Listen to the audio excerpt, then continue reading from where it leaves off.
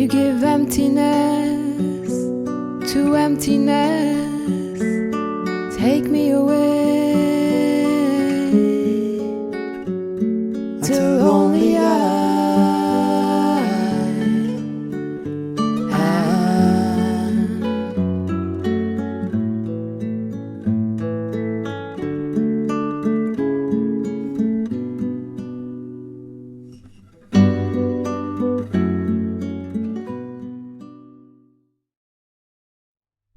It is so dazzlingly clear. Without the dynamic consciousness, the absolute cannot be known. It just cannot be known.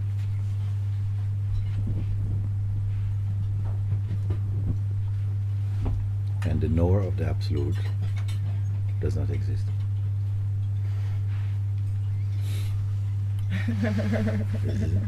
Yeah. Does not exist absolutely. The knower of the absolute does not exist absolutely.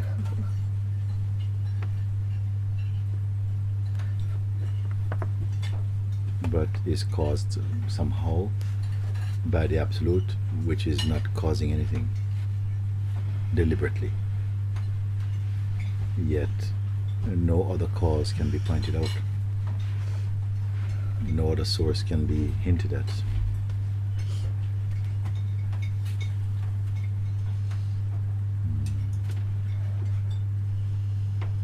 So even to talk about the absolute requires the manifest consciousness.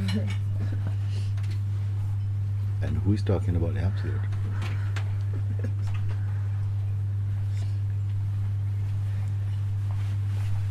Its own creativity, which it creates to reflect upon itself and to appear as the discoverer of itself, which ultimately doesn't exist.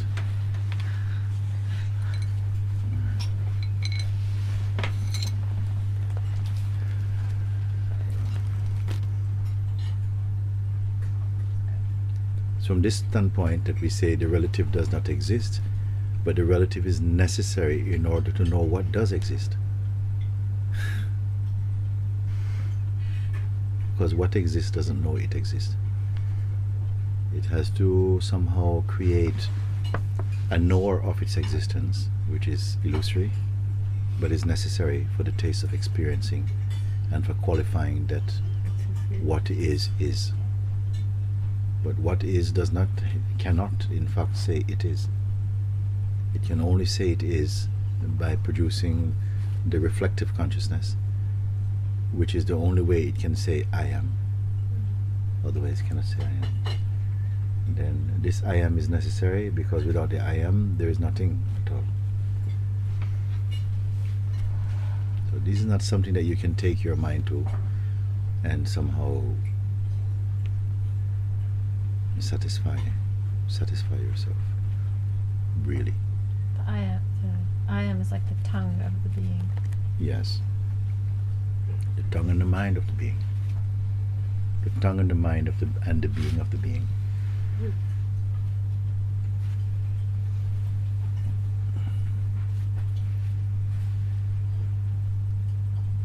This kind of knowledge can only take you into space, or leave you a space. Cannot take you into space, because even space requires you to notice it. Who's going to understand these things now? The classroom gets smaller and smaller.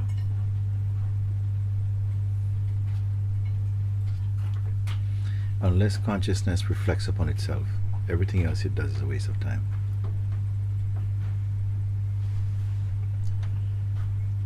It's just like pouring money down the drain. Because we invest so much energy to produce what we cannot keep.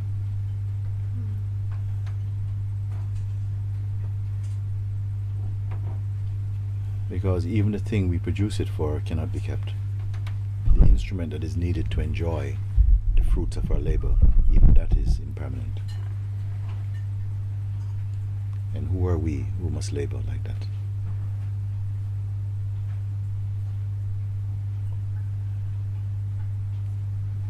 And even comes a time when even labor is conceptual, actually. Because who is laboring?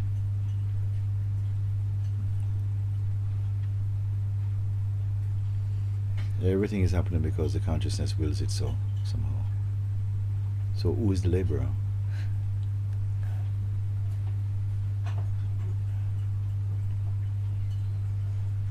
The laborer is another scam of consciousness that keeps putting on these masks, appearing to be something that it doesn't, that doesn't exist.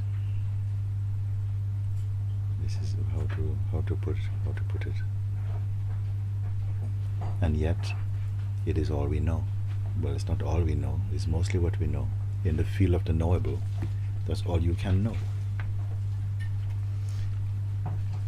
To learn about the elements and their combination, for me, is very trivial knowledge. Just to learn about the elements and their combination, the possibility of their combinations. Yeah, I don't know. It is, I don't know what it is. It's very superficial knowledge. And this is what is taught in the University of the Human Kingdom, the study of phenomenal knowledge. But the study of the subject of that phenomenal knowledge, nobody, where, in which university? The best you can call it, they call it philosophy.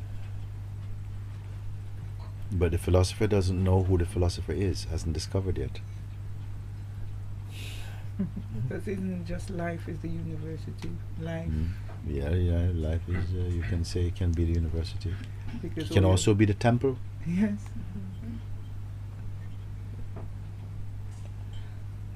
It can also be the house of nothing. It's not fixed. Everything that you see and perceive, depending upon the concepts you apply to it.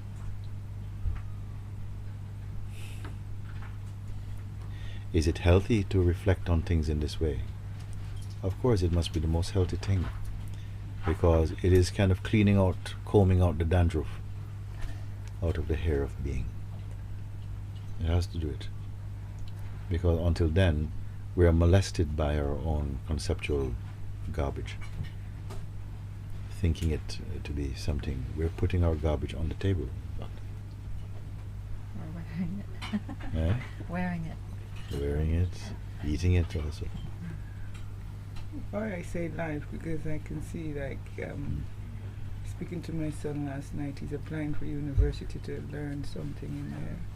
At the same time, his relationship is breaking down. And I can see the breaking down of the relationship is the biggest lesson he's learning at this moment in the life. And so if you can't have a place to reflect on yourself, consciousness to reflect on itself, if you haven't made time in your life for this, it will find the time outside the life to do it. If you understand. Totally. Everybody needs a grenade now and again. A grenade for breakfast. Here's one. Thank you.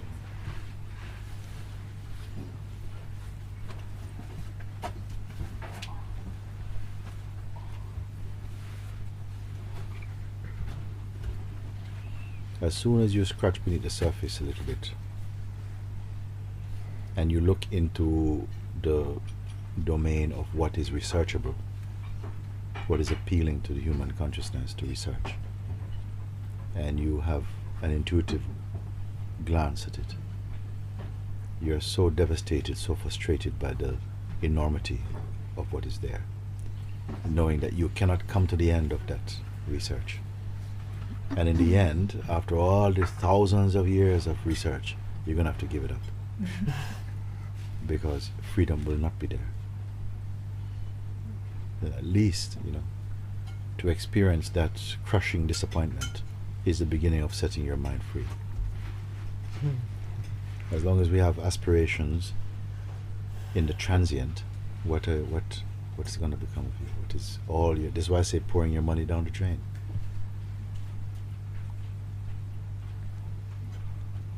What is the money here? Your vital force, your attention, your conceptual currency, everything down the drain. If you study everything and you don't study yourself, if you don't know who the studier is, you missed a turn somewhere and off you go. Bye-bye. I don't know if it's next life or next month or whatever. We come into the field of time.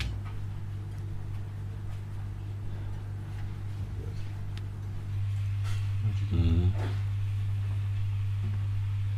you said the consciousness wills itself, so my experience is that when you said that, I kind of something picked up inside me like a thorn, because it doesn't quite match up with what I want some clarification with that, because my experience is that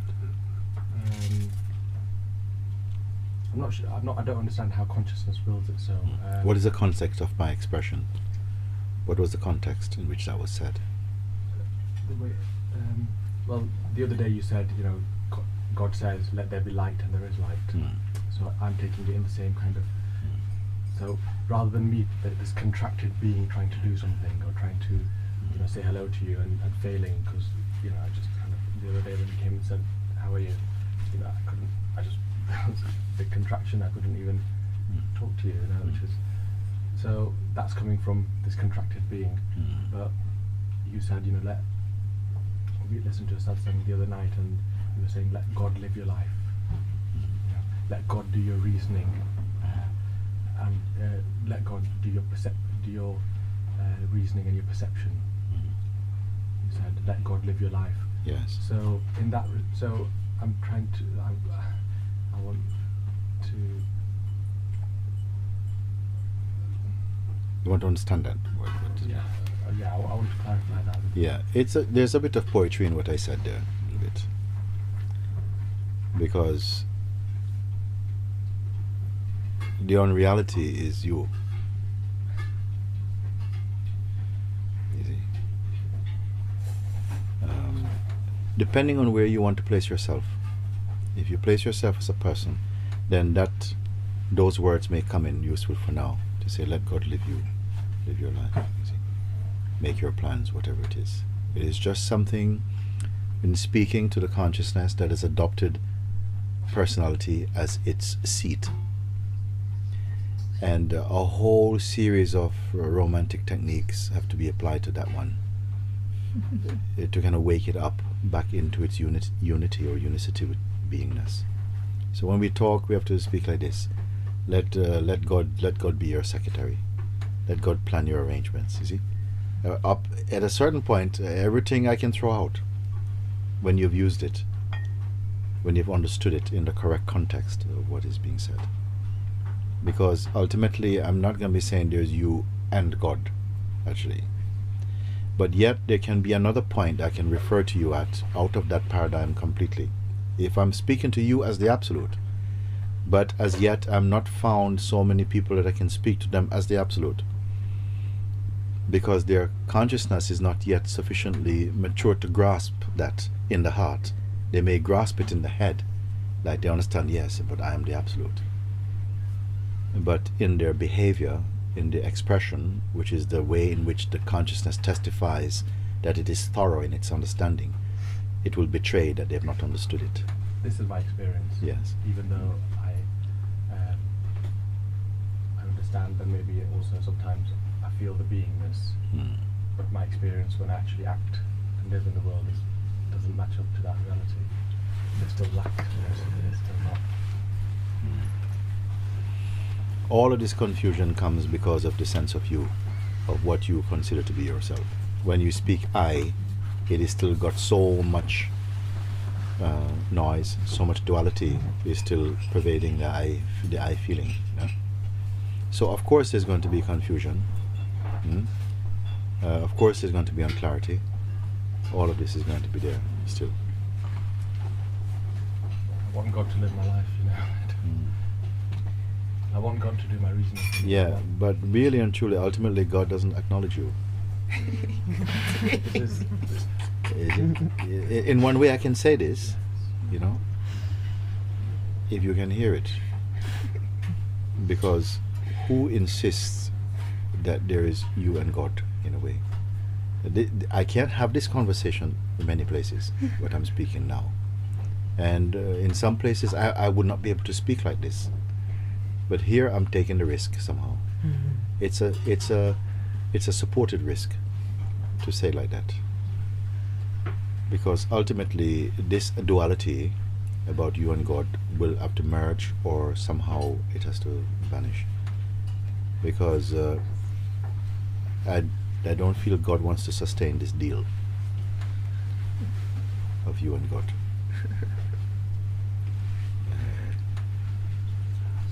In the relative play of life, it will feel like this, because we as consciousness have adopted this identity of being a person who necessarily is a dualistic functioning entity. It has to work between this and that, and you and me, and heaven and earth, and right and wrong, and good and bad, and yesterday and tomorrow, and past and present, and heavens and demons, and all of these things. Which is fine, because it is also the production of consciousness that to create this. Most of the most sophisticated discussions in the world happen because of ignorance. As you come into the field of truth, your conversations can be beautifully simple. Most conversations that seems philosophically deep are only because they are philosophically stupid, basically, and are full of concepts and a lot of mental strangeness. Why we have to go through all these things. And of course the consciousness can go through those veins and untangle their clutteredness. It can do it. The thing is that sometimes the people who are entangled in these conceptual complexities feel that they have high developed consciousness. But the consciousness in its highest expression is empty of concepts. It is absolutely simple. Even simple is not even true, because it's more innocent than simple.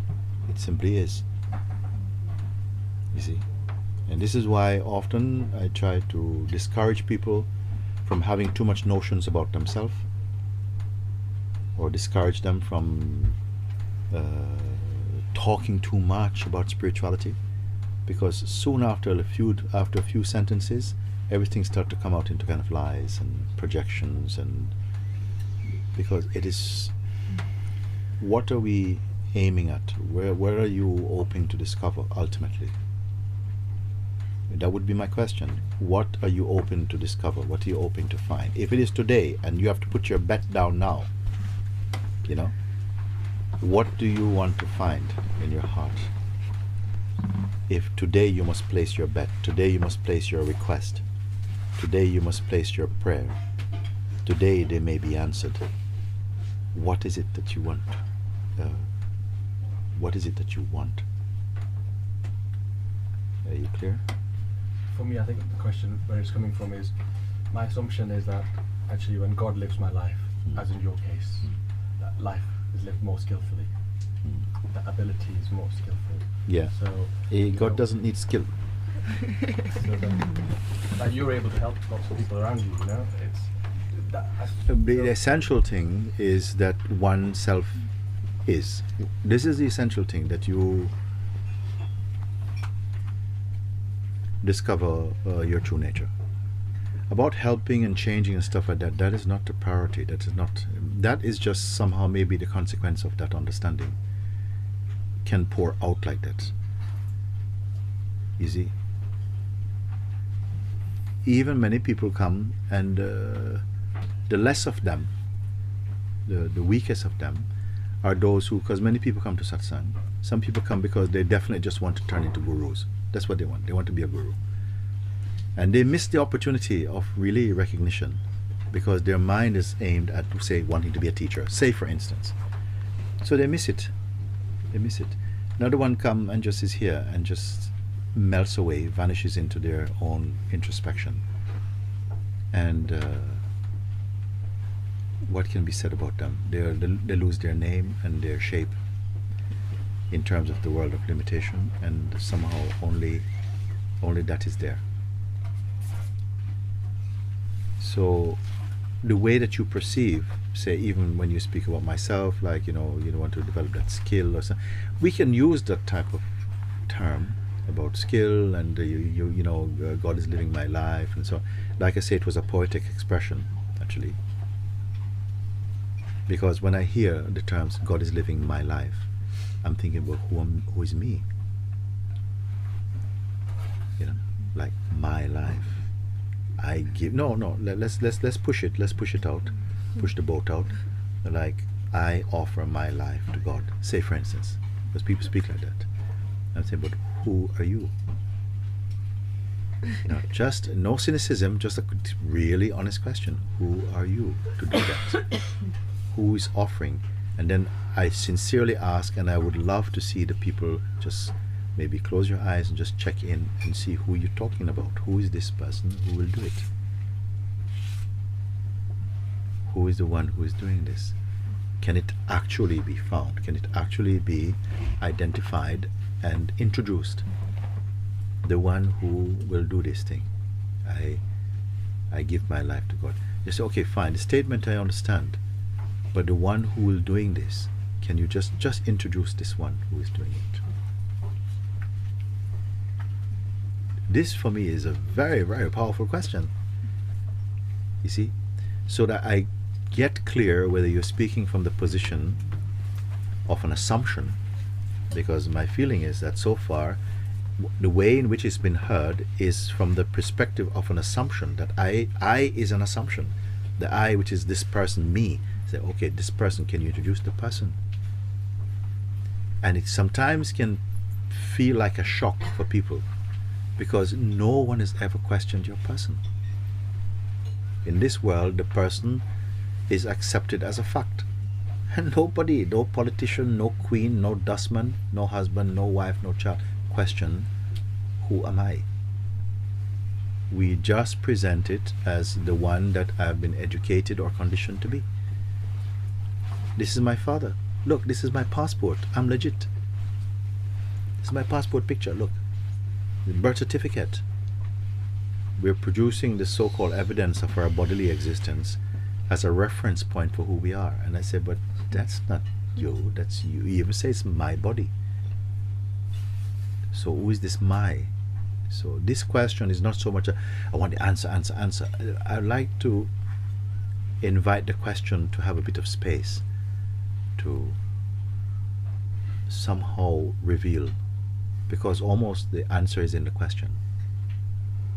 Give the question a bit of space to see what kind of search is it creating inside here, inside this body or this being. When this question is allowed, when this question is asked, please introduce the one. When you say, I want God to live my life, then I say, who are you? Just no cynicism. I'm not putting words in your mouth. I'm asking a question. Who are you? It says, my life. Because it seems innocent enough. And this is why, for the most part, it has never been questioned. Because it's just like everybody thinks they understand the question. Who are you? I'm John Brown. No, James? No, not James. John. So, yeah, okay. Who is John? And because we don't go beyond this kind of it's like it feels like confrontation, but it's the kindest question you're being asked. And because nobody asks you when you go for a job, nobody asks you when you're going to go to get married, do you take George to be your husband?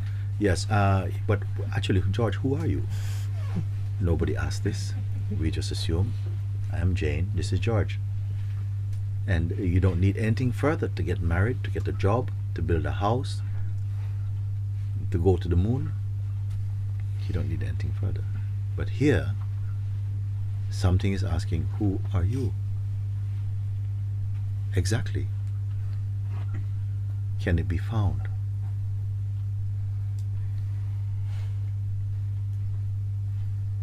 And sometimes it takes a while for this, just what the question is, to seep into your consciousness.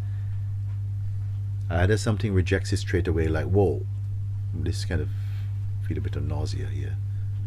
Or, what are you asking? Of course, I am me. What kind of question is that? So I am looking for one in whom the answer or the response to this question stirs up or arises inside your heart. Because if it is found, a lot of your other questions are going to vanish. If only you discover who you are, not who you assume to be. If you assume yourself to be a certain thing, your questions may continue sprouting more and more questions that seem to be important.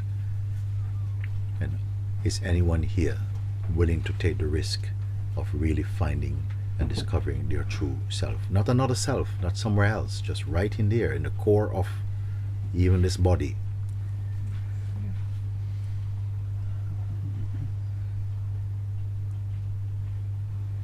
Because very often we're asking questions and the questions have no power at all.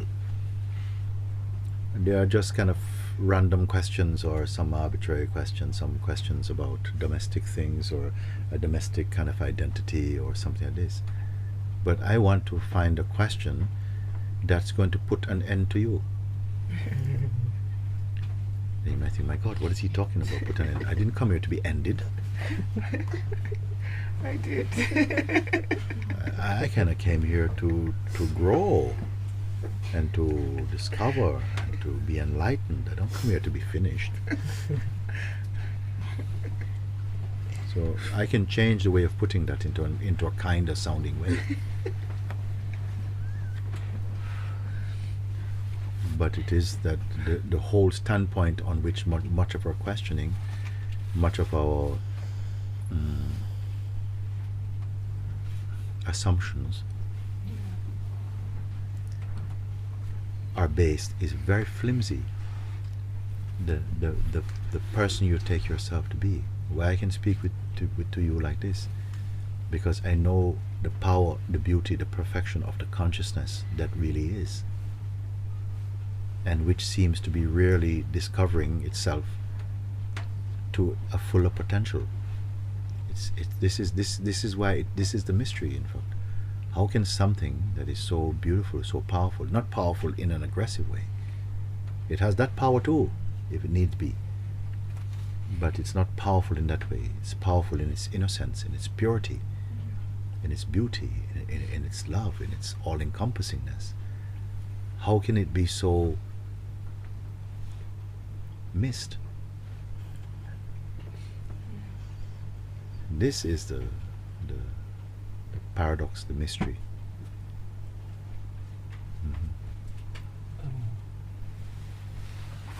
What's been happening lately is it's very easy for me to trace back and see that there's nothing. That I'm not any. I can go into the nothing, but I don't go beyond that. It becomes just a very. But beyond nothing is what? Nothing. Well, this nothing might not be the nothing. Yeah, I think it's a wrong nothing. You have this, yeah. It must be. But it's a clear understanding that every time I speak, I imagine I'm distracted, and I go, I trace it back, and there's nothing there. Yes. To trace back to- What discovers that? Slow down. What discovers that there's nothing there? With what identity are you discovering that there's nothing? When I trace it back, I find there's nothing there. And you who find there's nothing there is what?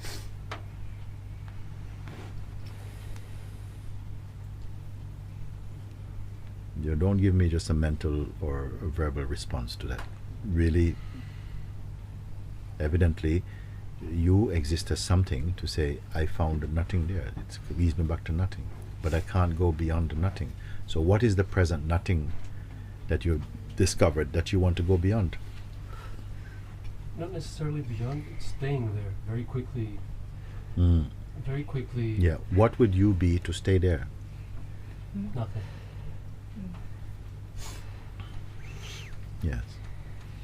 Well, when two nothings meet, Nothing happened. yes, nothing happens. No? If you are nothing, you discover nothing. The conclusion is what?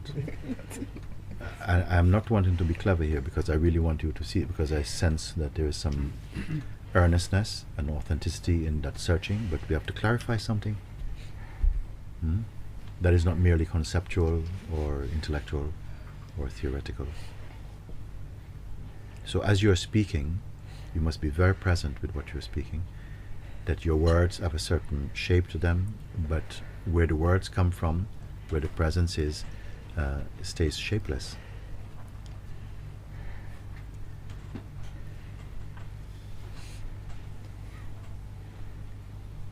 I go back, when I trace the I or the concept back to its source, nothing is there. How can I move beyond this nothing, or how can I stay there? Then who is asking the question? Who is the weakness of nothing? Is the weakness of nothing something?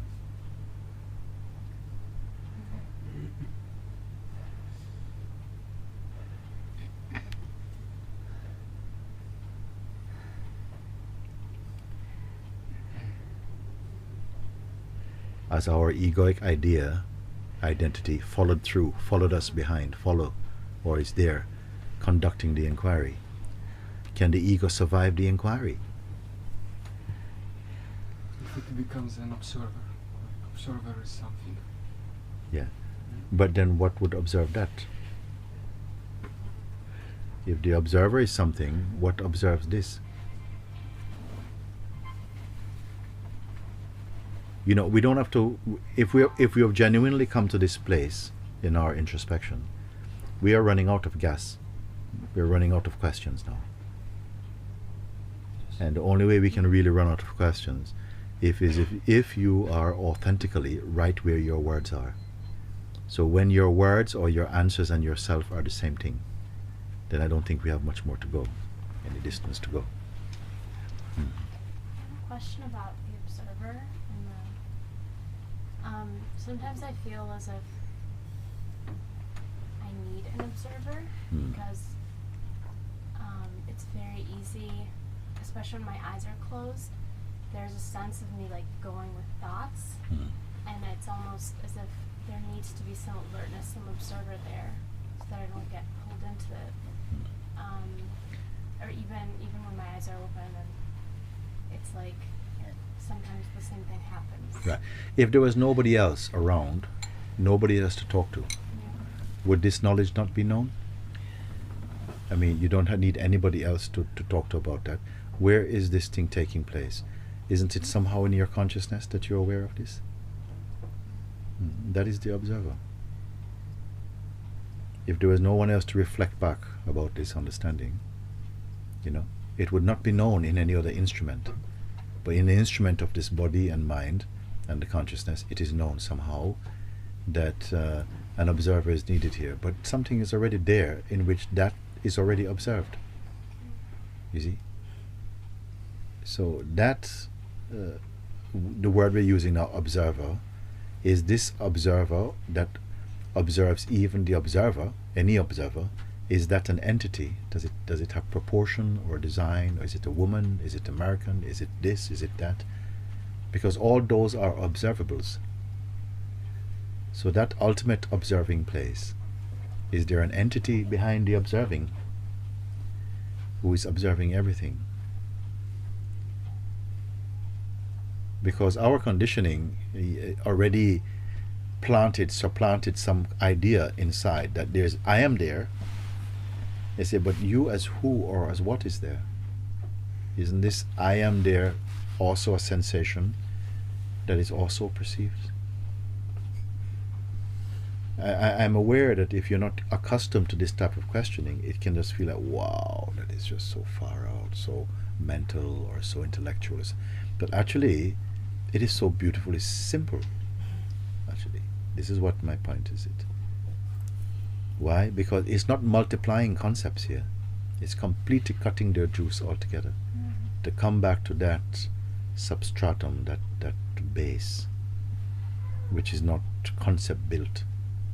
It just is there. It's your most truthful place. You see? And the rest is just the bubbles coming up in the ocean. See if you can keep one of those bubbles. Everything is like that. Falling in love with a cloud. How long will your relationship last? Catching hold of the wind. Okay, there's a season there, there's time. There's some things in the realm of time we will enjoy. But you cannot enjoy it as a fixed thing. It's keep on changing. And even if it doesn't change, you, the enjoyer, is also changing. So everything is flowing like an ocean of verbs, and that is observed somehow. Don't make your goal something in the transient world, because nothing you can keep there. In fact, every night sleep removes everything, wipes the slate clean. But some things have been saved, and they will sprout again in the morning time. They will come again. And this is fine. Please understand that we're not speaking against life or the common life we call existence, because nothing is wrong with it actually in itself. If there's a right and wrong, those are taking place inside your head box. Your perceiving instrument will determine the rightness or wrongness of the thing that you see. But there's no inherent wrong or right in any object. It just is. But the relationship we create with it and who we are inside that relationship will either give a taste of something sweet or something bitter. And then we tend to feel that the thing is that, but the thing is not that. It's your relationship to the thing is that. I don't know if this is helpful to speak like that. Why to speak like that? To show that we put a tremendous amount of faith and trust and loyalty in the transient. And nothing wrong. Sometimes we are afraid that life should change because you fall in love with something or desire something, or you get something that you want to keep. And for a while we have the sense of keeping it, and for a while.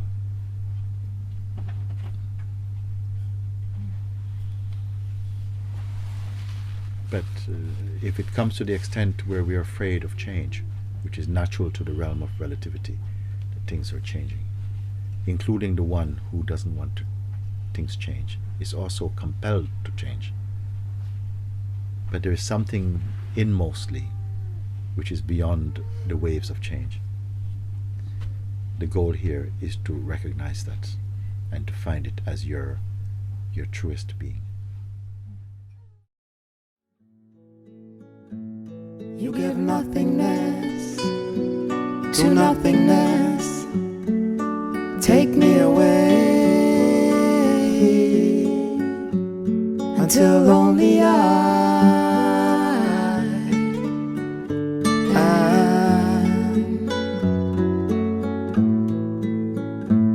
you give emptiness to emptiness. Take me away